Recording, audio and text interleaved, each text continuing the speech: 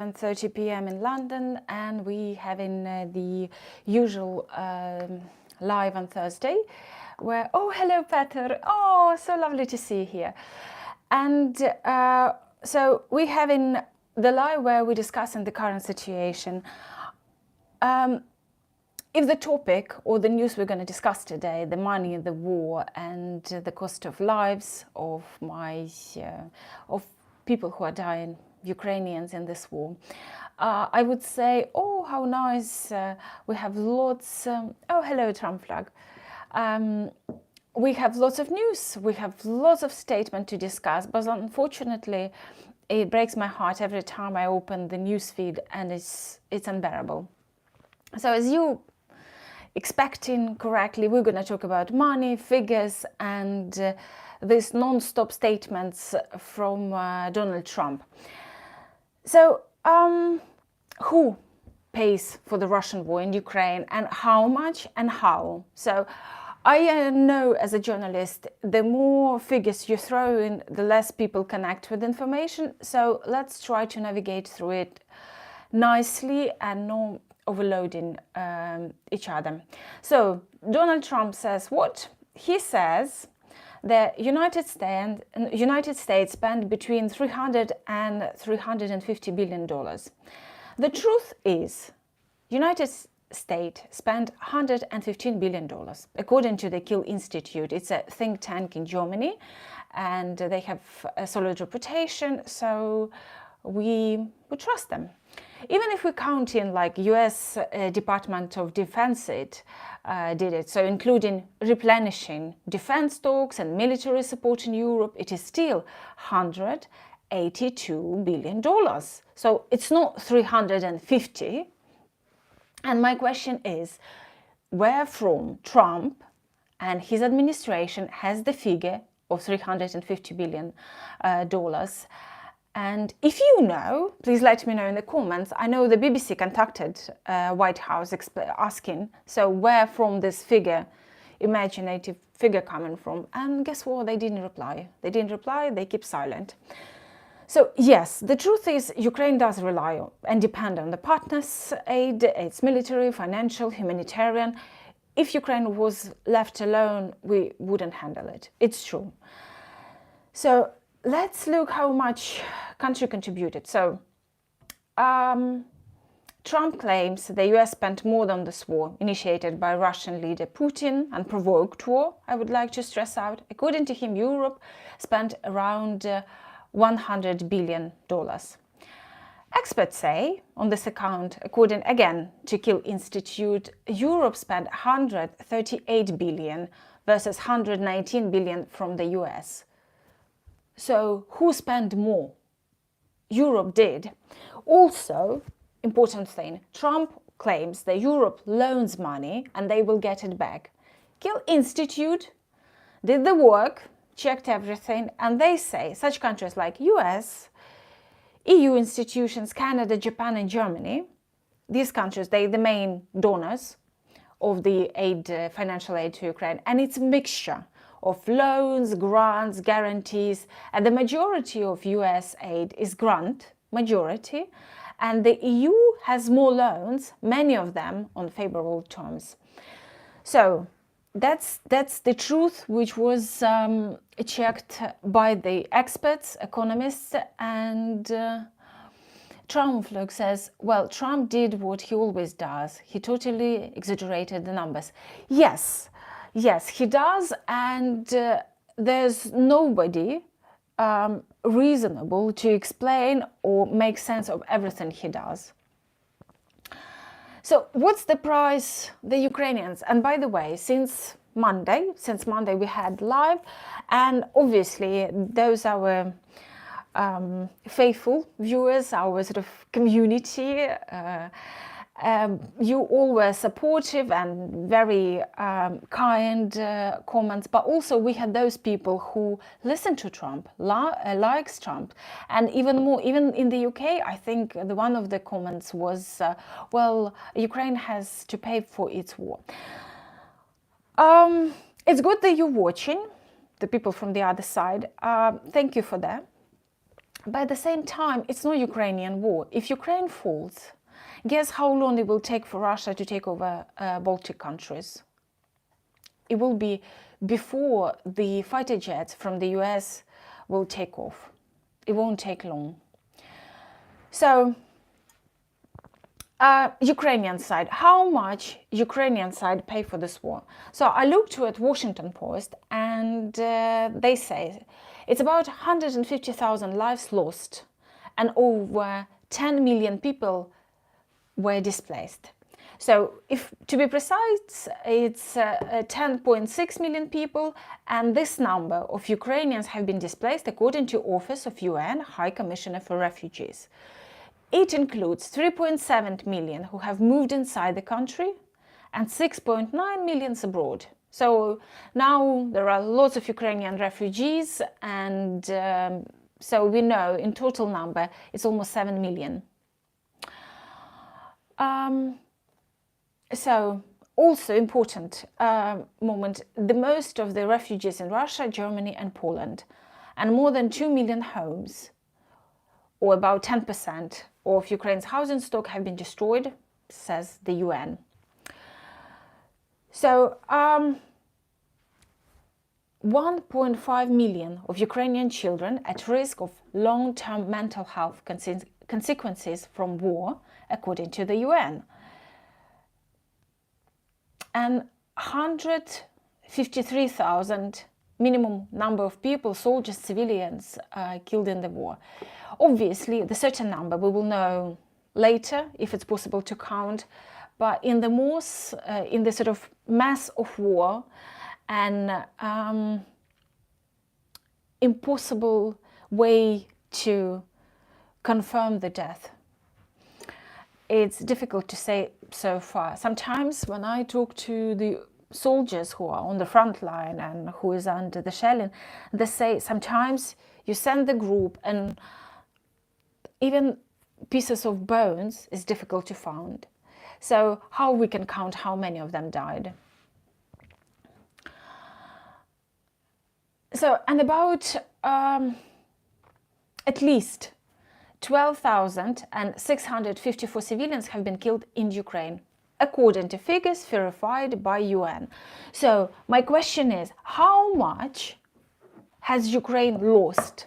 How much these people, their lives cost? The price for the life of Ukrainian child or Ukrainian adult. And while we haven't even this life, Ukraine is under air raid, and families in the basement, if they have them. So how we can count the losses of Ukraine? How many people who could work, pay taxes, develop Ukraine, and they will never do it because of the war? So can we count and calculate that? This is the question to Trump and his supporters and his team about talking how much US did into it. And Ukraine, and for those who in the UK saying that Ukraine has to pay for its war. If Ukraine stops defending itself, British soldiers will be dying there. And there won't be happy clappy bubble. It won't be fun at the football matches. The many families, the number of families who will lose someone, they will grow. So it's not Ukraine, it's a threat to Europe. And Donald Trump said the US protected because of the ocean. Well, I have to remind him that we live in the world with a nuclear weapon. So that paddle won't save him. Peter Skupa says, we in Czechia are the fourth in terms of Ukrainian refugees. Yeah, I'm surprised it wasn't there, because I know Ukrainians, many Ukrainians. I know my friends went to Czechia, so I'm sure you do have. Dakota Kid says, all of Eastern Europe should just find peace. Well, the peace is the will of one person. If one person stops bombarding, threatening, blackmailing, and sending his shaheed, there will be peace immediately restored. Leonardo Zovkich saying, we are Christians, we must live in peace. Absolutely, absolutely. I don't want war. I want to take my child to Ukraine. She can't wait to go to Ukraine and enjoy every bit of it like she used to. But I can't, because there's missiles going, the bombs, the shaheeds. Of course we do want the peace. UK and Ukraine should become US states. I'm not gonna even comment on that.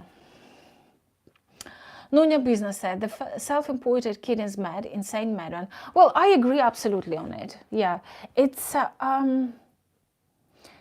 you know, I'm still struggling to believe we live in this reality. Neil Thompson says, dumb. I don't know what you mean. No shit, they want peace. How silly to say this to them. They got invaded. Yes, yes, we got invaded, unfortunately, and keep losing our people. So the other comment, I repeat all the time. Oh, hello, Johnny. Hello, hello. Welcome to live. Happy to see you here. So, for those who quite a while with us, that my favorite part is to read your comments. Before I started doing lives, I've replied everyone. So now I look at the lives, at the comments on Monday, because I publish interview on Sunday, and then we discuss in it, we exchange opinions. I give you or disclose some behind the scenes things, like the previous interview was published with Snipe, and I told you we recorded it at night at 2 a.m. and I didn't realize how sleepy I was until I watched the recording. So I apologize for that. And also I read your comments during live and after we did the live, and people watching it, and they leave the comments. And one of the comments, I would like to say a few things.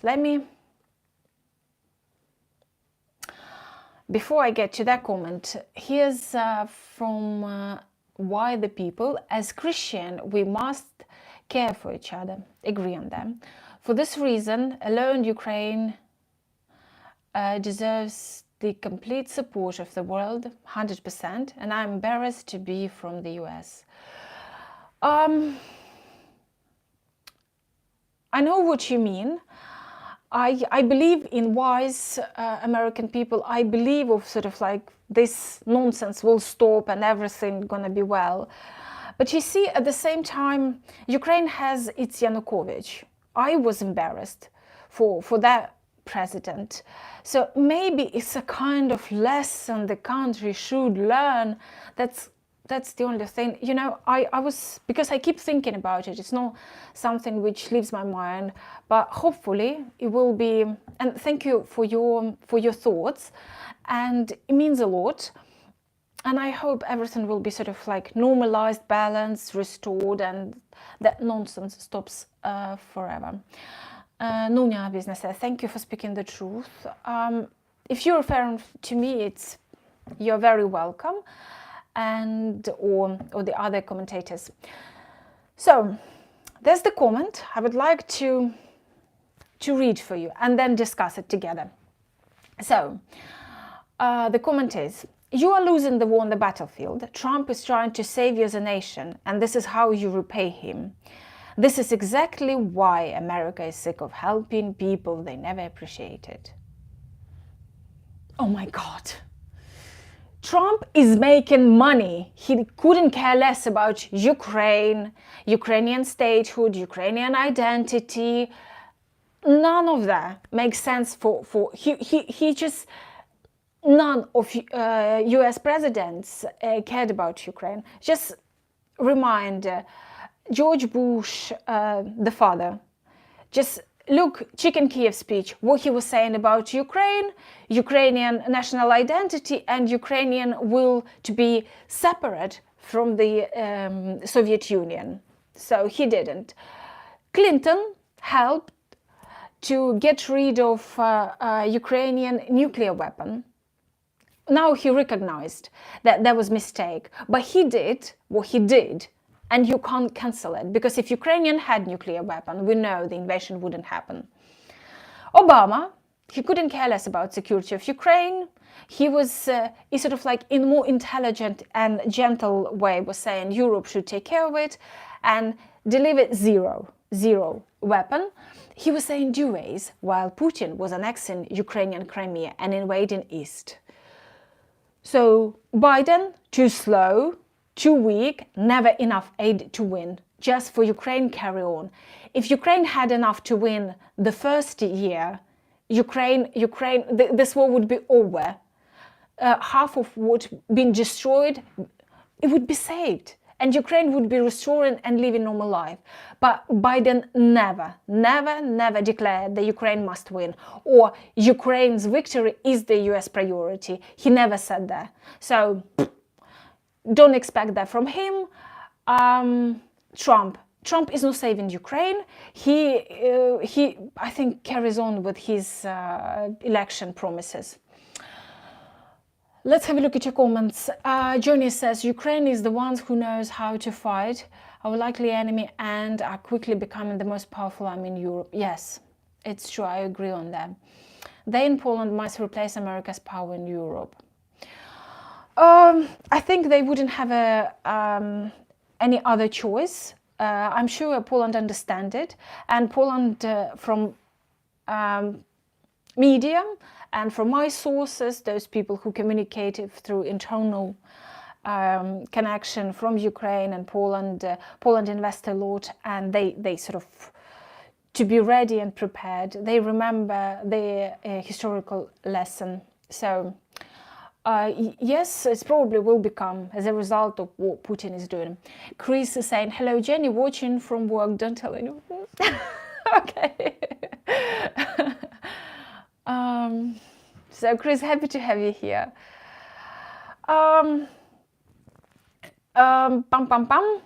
So the second part of that comment, America is sick of helping people who don't appreciate it. My question is, does America appreciate who helped her and saved her?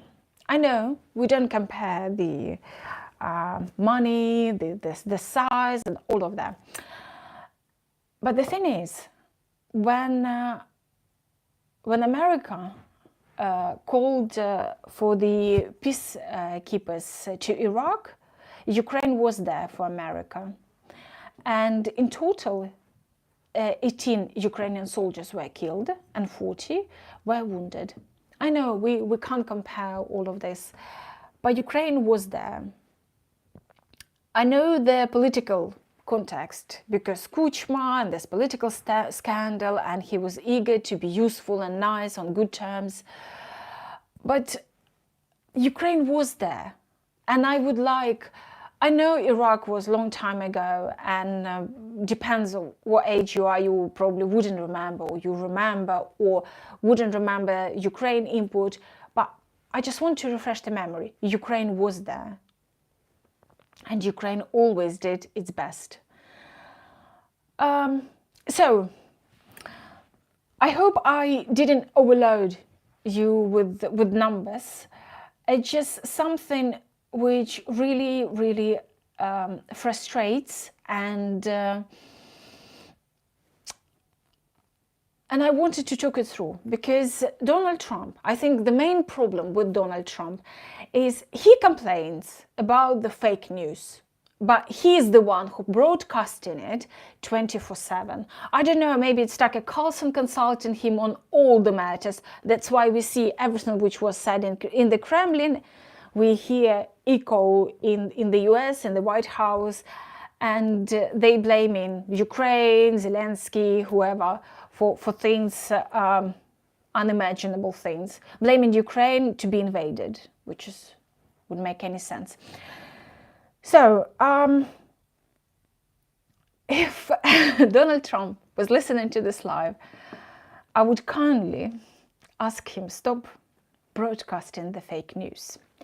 The second problem with him, can anybody who is close to him just let him know the election campaign is over and he needs to be back to reality? You know, because the victory, the election, everything make him sort of drunk with success. I know the reality is sort of not as fun, but he needs to stop that nonsense.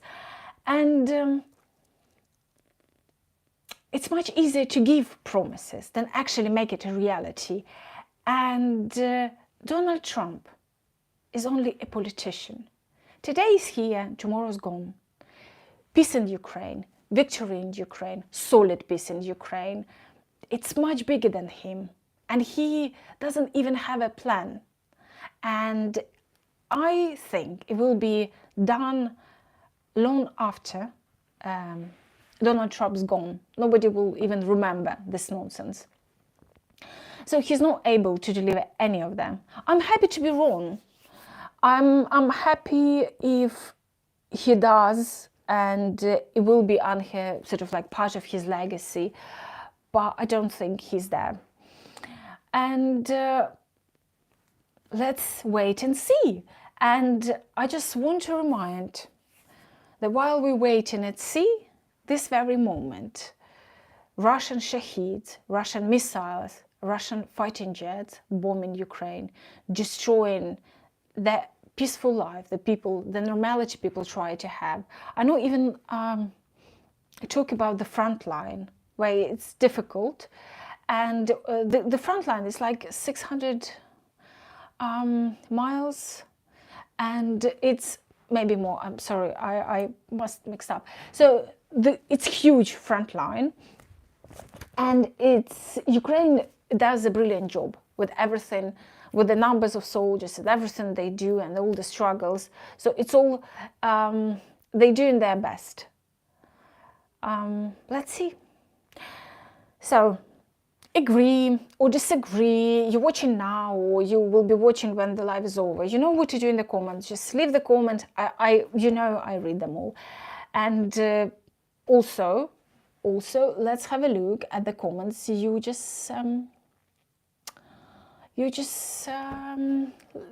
writing. Okay, Chris saying, war weariness is a thing, but not a single American soldier had been sent to die in Ukraine. Yeah, I mean, some of them voluntarily went, and some of them died, unfortunately. But yes, Trump said no American troops on the ground, but it would be very helpful during negotiations. I don't know why he manifested so willingly to be weak and scared. Joni says, I'm embarrassed over my own government, Norway. We were an economic superpower already before we started earning massive amounts of extra money on energy, weapons and armor because of the genocide. I don't know, Johnny. You probably know better. Because the things which is going from Norway, going through the English media space or Ukrainian, it's very limited. Unfortunately, I don't speak Norwegian to check the websites, the reliable media, to sort of have the picture more or less objective. But I think Norway does a lot and did a lot even before the invasion. If you remember late pilot Jews and Moonfish, they were trained in Norway. And when I did an article about F-16, I mentioned it a zillion times when I was working for ITV as a producer. And I interviewed Jews, and he sent me this material. We didn't mention Norway because it wasn't sort of relevant, but it was sort of like he shared with me a Google Drive where he was videos and pictures from his training in Norway. So I wouldn't be embarrassed. If you think Norway could have done better or prevent things, maybe it makes sense. But I don't know. I have a good feeling of what I see, what's covered so far in English and Ukrainian media. Okay. Jenny says, we should be on top of all aid and investment list. Oh, possibly, yes.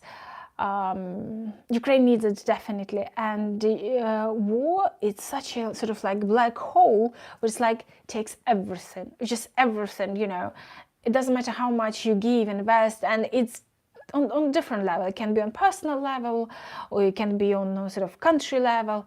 It takes the war. Unfortunately, it's never enough. Chris says, how much would you pay to preserve democracy in Europe? Would say a lot.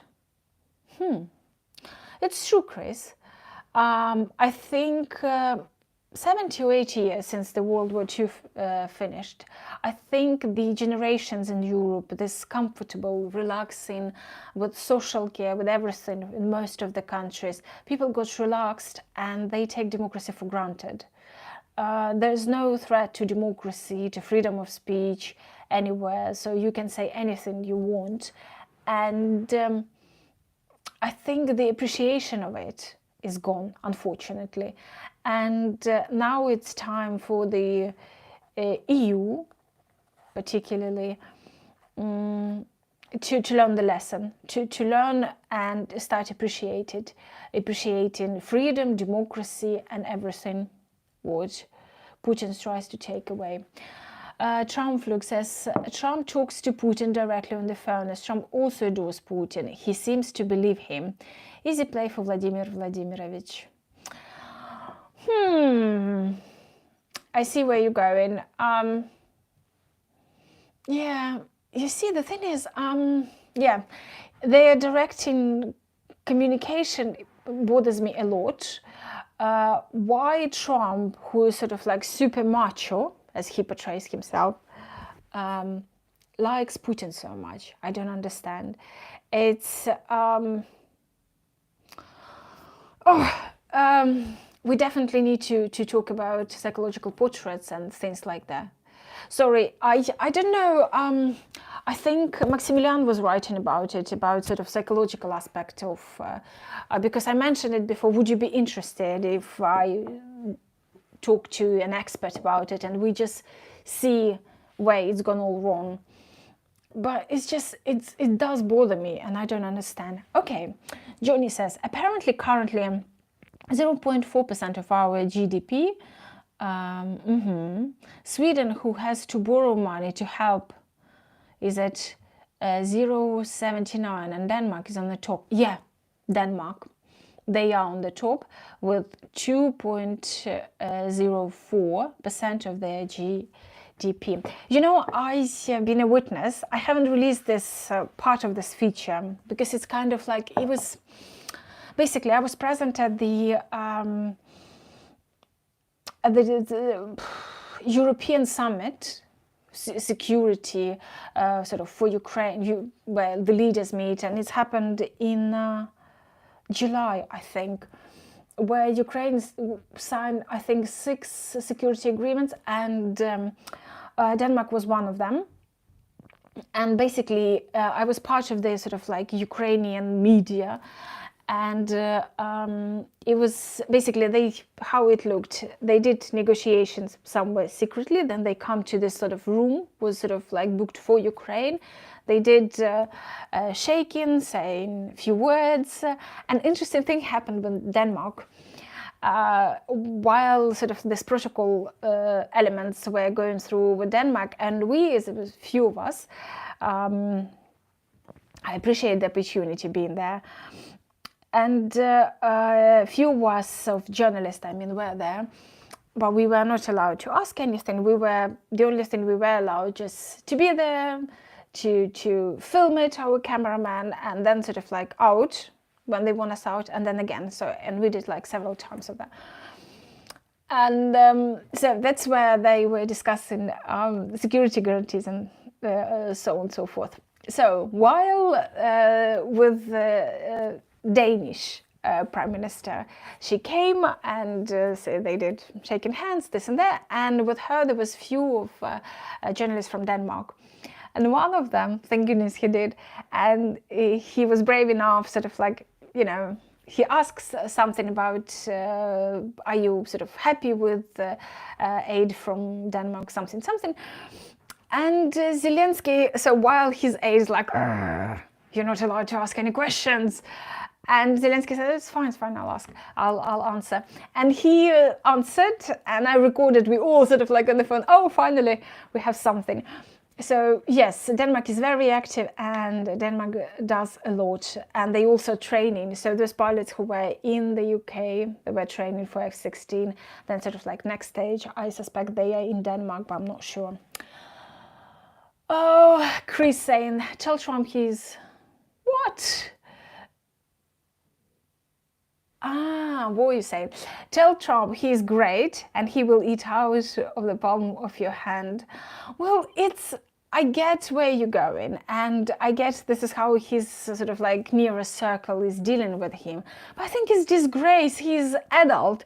He's the president of the huge and fantastic country. He needs a psychiatrist, at least. Salt of the Red Earth saying, Ukraine has my complete support. Thank you very much. Sending lots of love. Jenny says, Salt sends you love. Oh, you know, I feel so happy when you sort of meeting each other, greeting each other, and happy to see each other. Oh, well done. You see how we're small community, but we're mighty and we're growing. Sajjad Akbar said, Mom, I have a question for you. Go on. I hope it's a relevant question to our topic. Peter says, Jenny and all, what do you think about the latest development with the deal and Trump? Oh, Ukraine has no debt to the US. I think he's just, he's in this mode of election and saying to his electorate, I did it, I've got us something, and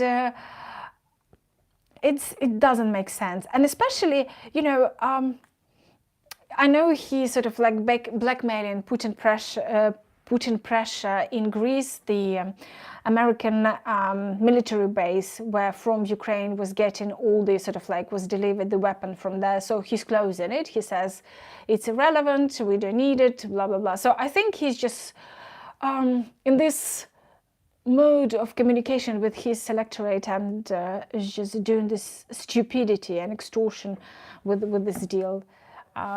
Madness for me. Yeah, I don't know, guys, what do you think about this development of the deal, which they're supposed to sign when this weekend?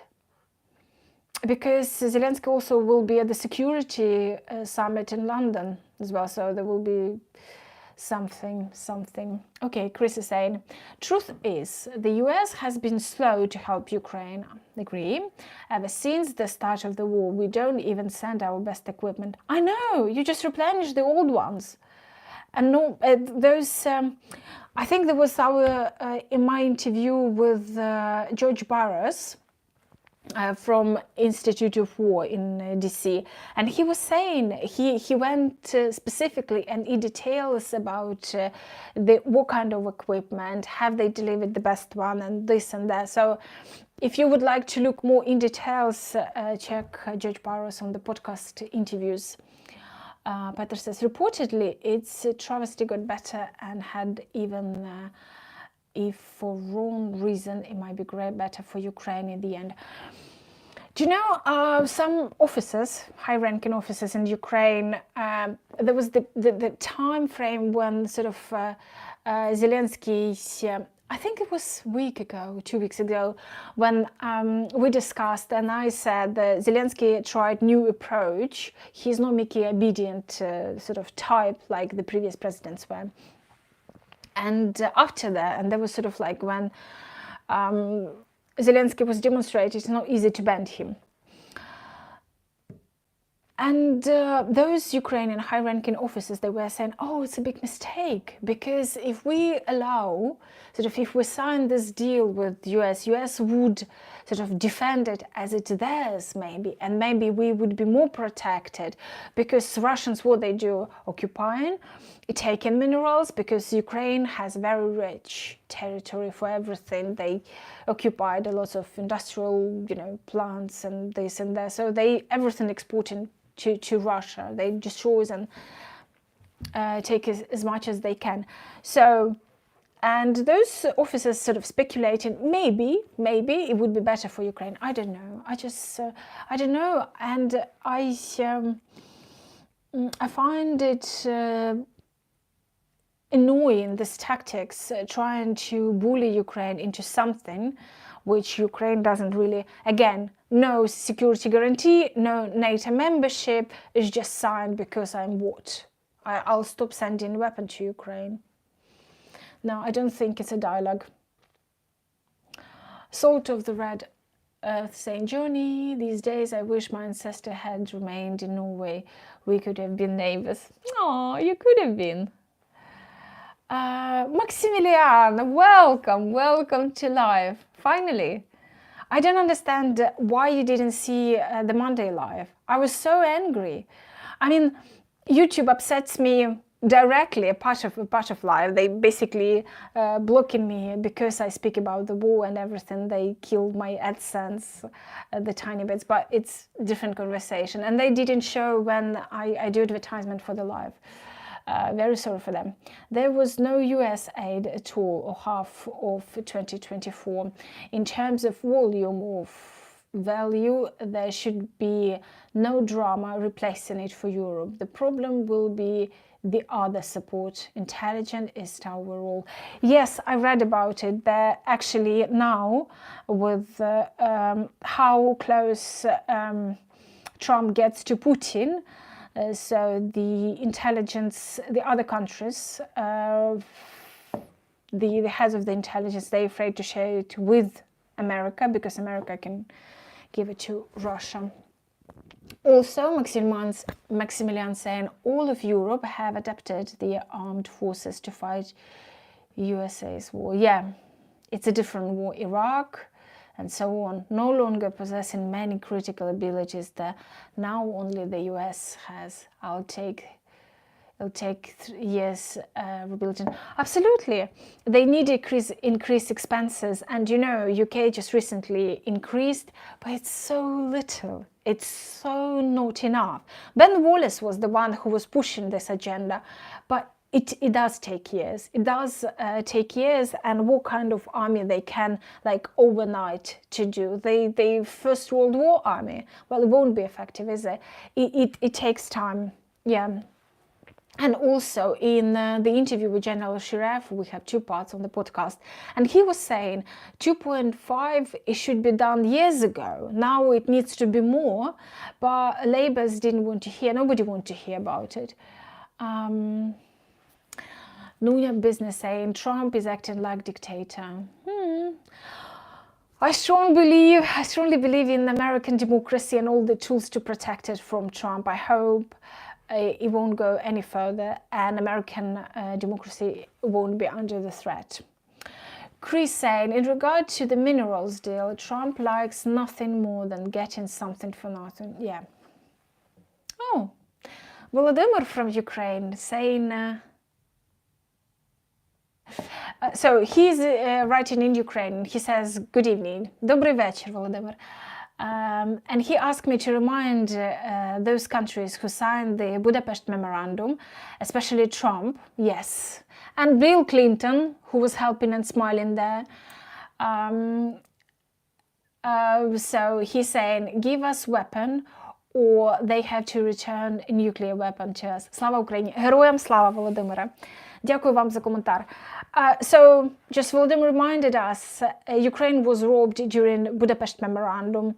We mentioned it, I mentioned it on the podcast many times with Chris Steele, former officer MI6, with General Shirreff, and also I went into details with Mariana Budjeryn. She's coming from Ukraine, but for like forever she lives in the US, and she's one of the top specialists on the nuclear. So that's the book she wrote, amazing book, and she's an amazing specialist. And she did the interview on the podcast. So we talked, and I asked her, could Ukraine do different? Could Ukraine agreeing to that? So read, it's fascinating read. It's quite interesting. And Mariana has this unique perspective, and she explains, I didn't remember, I was at part of the interview, and she was explaining when she started her research, she was actually living in Budapest. Now she's based in the US. And when she started the research, it was long before war anything. I think it was beginning 2000. And everyone was saying, it was like, why are you looking at it? It's not even relevant. It's like no thread. Why would you? We need something serious to research for your PhD. And she did. And it's amazing because she has Ukrainian perspective, she has European perspective, and she has sort of American approach. And she looks at it, even, the perception, how Americans were taken, no logical explanation, no like relevant reasoning. Russia as a sort of like the representative of Soviet Union, and everyone else is just ignored. Ukraine had a nuclear weapon, Belarus had, Kazakhstan had. So all those countries, they should be equal, but it's not how America, it wasn't the American perception. There was lots of interesting, deep observation, not as a specialist, but also as an intelligent human, as an intelligent author. It's a well-researched book. I highly, highly recommend. You won't believe, I was reading this book during holidays on the beach. And it was fascinating. It's not typical reading at the beach, but I enjoyed it a lot. I mean, obviously, it was important. It was useful for my work and our potential interview with Mariana. But it's for sort of intellectual stimulation and better understanding the context. Highly recommended. Peter says, it's a combination of relief and why still be an embarrassment. My interest is basically on President Zelensky and how he's coping with Trump bullying. That's interesting, because I would like to ask him myself if I had an opportunity. And when I sort of like thinking about it, it just gives me kind of the only explanation. Volodymyr Zelensky is coming from Kryvyi Rih, as you know. So it's kind of like industrial, quite tough area. It's not Donbass. Donbass is beyond. But he was sort of like his youth, students' years, and all of this go in 90s. And Kryvyi Rih is not far from my hometown, Alexandria. And in 90s, the criminal situation was, and there was kind of the wars between districts. So if you're a representative for one district coming to the sort of like to the area block of flats from the other, you will be probably beaten, or there will be fight after that. So it was quite tough. And in one of interviews, Zelensky was saying there was one rule, golden rule: only if you're sort of like on the, let's say, enemy territory with a girl, whether you're dating or you're walking around, you won't be touched and you won't be beaten. So that's why kind of like he knew this golden rule, and he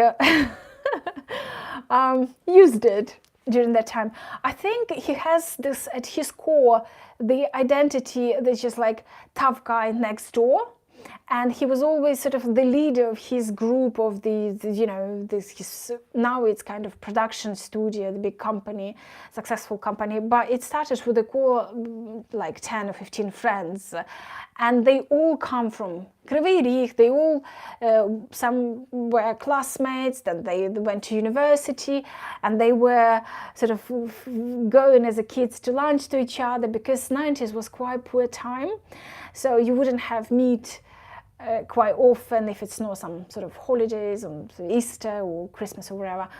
So, and they would know who has like sausages, and they would come more often to one of those friends. So, and he was leader among all of them. And he was the one who sort of refused to stay in Moscow with the comedy and sketches and everything.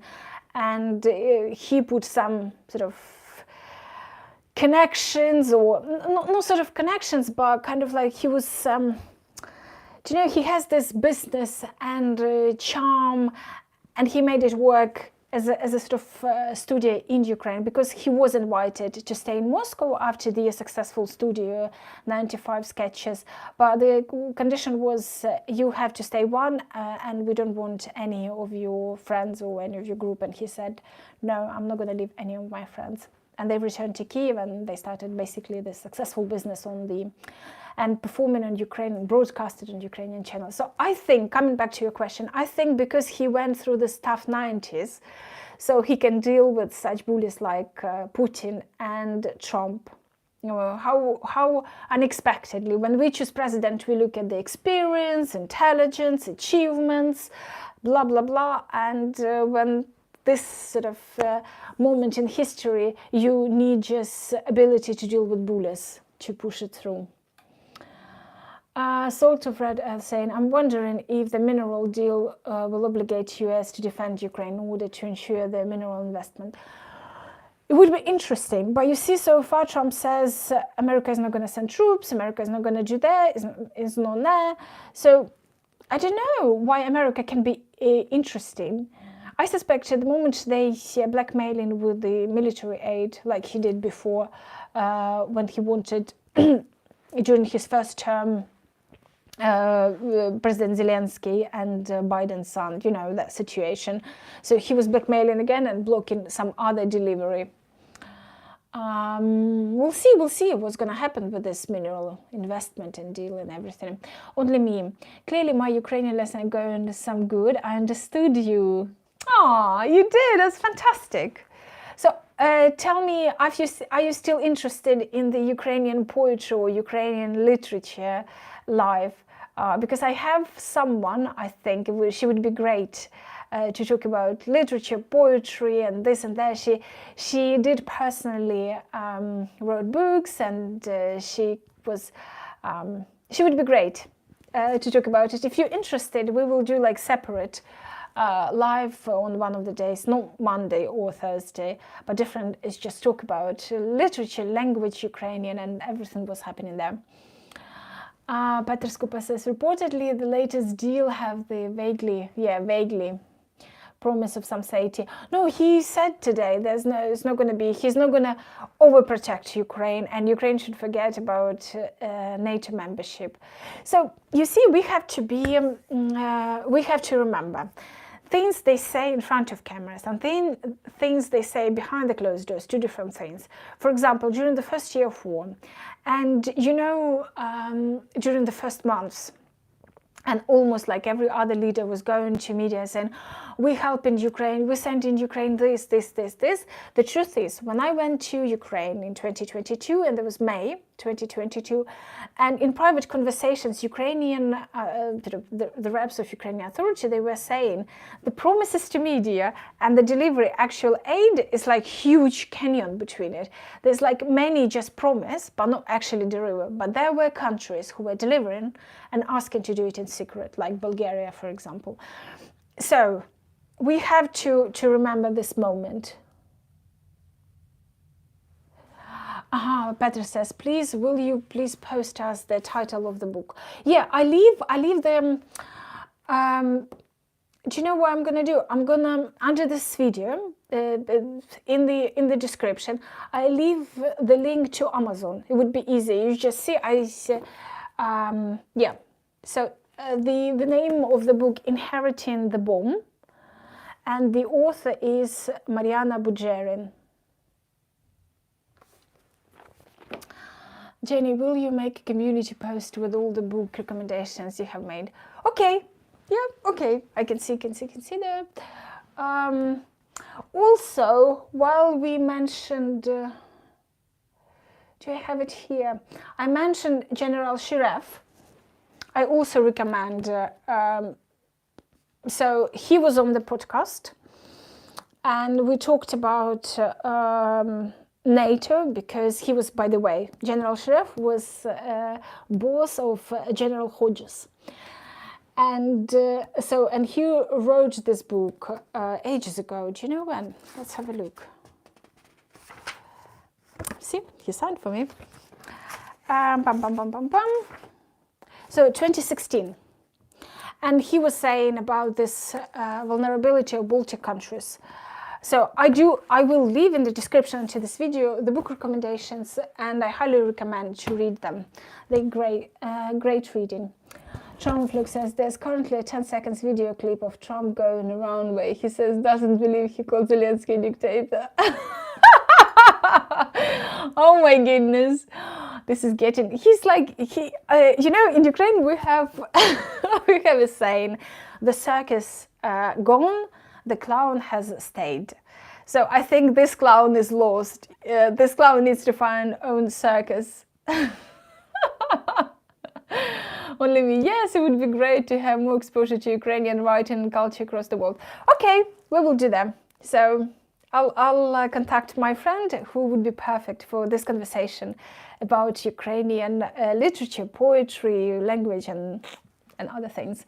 Petr Skupa says, Trump right now says he can't believe he called Zelensky is unreal. Oh my God. Yeah, I think Tucker Carlson is delivers like in his luggage after visiting Putin. And, you know, it's interesting. I have to remind that while Donald Trump says the Russia or the war wouldn't happen if I was a president, or the war wouldn't happen if the NATO membership was the reason, I beg everyone to go back to Putin's essay when he's talking about Rus, and there's not a word about NATO.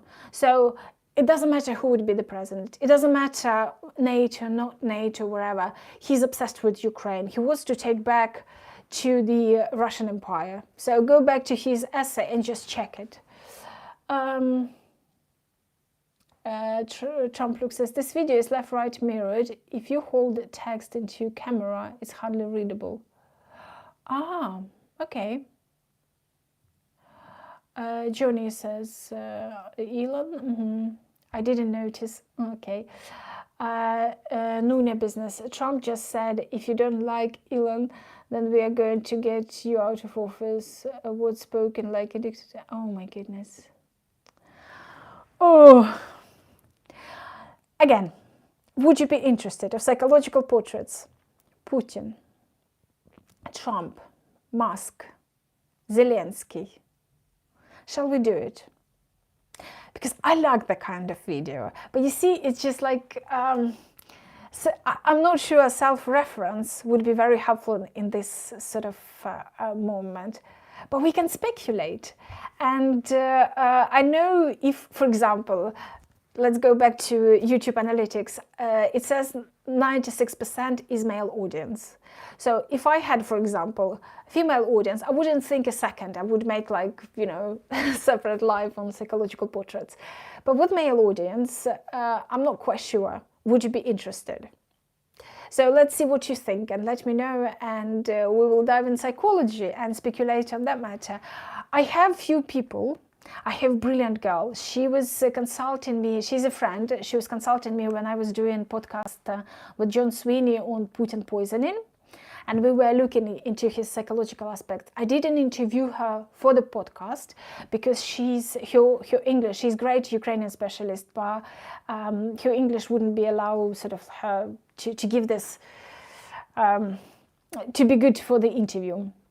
There's the girl who speaks English, but I'm not sure. So we will see. If you're interested, let me know. And Salt of Red says, yes, but I am female. Okay, let's hear from our male audience. So because I'm really eager, and thanks to Cheryl, I think she recommended me the book about Trump, wrote by his niece.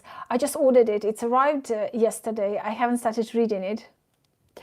So basically, I'm asking you, but I hope you will say, oh, yes, we are so looking forward to the psychological portraits of our mad and charismatic leaders. Maximilian, what are you saying? President Zelensky, yes, please, also interested with the leading Ukrainians, present or indeed since 2014. Do you mean like Poroshenko, Yanukovych? Well, you know, about Yanukovych, I remember I was reading one of sort of like similar articles, and you know, he was obsessed with collecting. He had a collection, is like some amazing cars, different like old cars, the new cars, like, you know, they spent a huge amount of money on that in his private garage. And in that article was saying, so little Vitya, so it's the short from Viktor Yanukovych, little Vitya was dreaming all his childhood about a bicycle, and he never got it. So it doesn't matter how many cars he's gonna buy now, that little Vitya will never get his bicycle. So no cars will make any difference. It doesn't matter how unique or expensive the car. But let's have a look. Okay, Maximilian with us, Salt of Red Earth. So we will have a look at it. Conflict psychology for Salt of Earth. Yes, please. Oh, okay, we're getting there. Sure, I would love to see those. How detailed those profiles can get.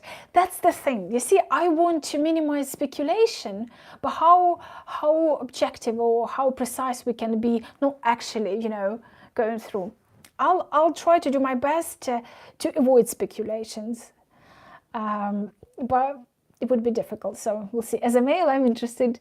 Okay, if possible, if different angles of different professionals might contribute. Do you know, I was thinking about it because while some of them can be more charismatic and interesting as a speaker on the podcast, the other can be like a bit more substantial. So I was thinking about it. Let's see what I'm gonna figure out. Okay. So we're doing the psychological portraits. We'll start tomorrow. Something. Also, if you have questions about Ukraine, literature, books, Ukrainian perception, and there's some fascinating interviews going to happen next week on them. So give me if there are questions you have. And the other thing, we're going to look at the Russian opposition. We're going to go through, because there are things I would like to talk through. I know those people who sort of read and very much into Ukrainian media space and Ukrainian articles, and they get those things, and there are important points I would like us to talk through and points to discuss then later during the live. So if you have questions about Russian opposition, anything, or good Russians, and also about Ukrainian literature, Ukrainian profile, Ukrainian culture since the full-scale invasion. So, or maybe you have favorite Ukrainian authors. Just throw me the questions because it's something coming into production, and we will look at it.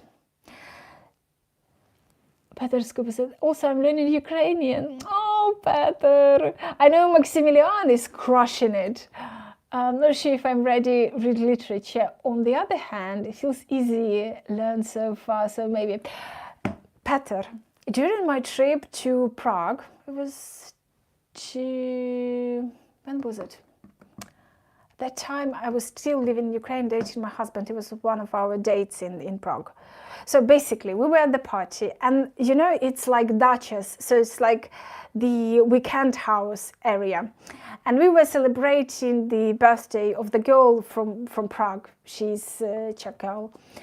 So, and the neighbors were not happy with us. Basically, I don't speak Czech, just to let you know. And the neighbor sort of like, she came and she was expressing how she was unhappy with us. And I understood everything she was saying. I don't speak, I never learned Czech, but I realized how close our languages. And I basically was translating to my husband how angry, annoyed the lady was. So yes, I hope it will be helpful for you. Trumflix says, thank you very much for the stream, and face of yours at minute 14 was priceless. Yeah, I have kind of seen to give away too much with my mimics. Okay, thank you all for joining, for finding time. If you could know how much I appreciate it, you honestly made my day. I had a hell of a day, this one and yesterday, but you just like our talk and discussion of Operator Slavsky's live. Okay, I won't hold you from Operator Slavsky. Salt of Red Earth, welcome to the podcast. I'm so happy you're here, and thank you for your kind support and everything you do and finding time. See you on Monday, 7:30 UK time. We'll be discussing the interview. Is going to be posted on Sunday. I will try. I know I sort of like after New Year, I decided to do it like later, and being honest with you, the experiment didn't work out. So I will try as early on Sunday as possible. So if, for example, it's 9 o'clock UK time, it will be 9.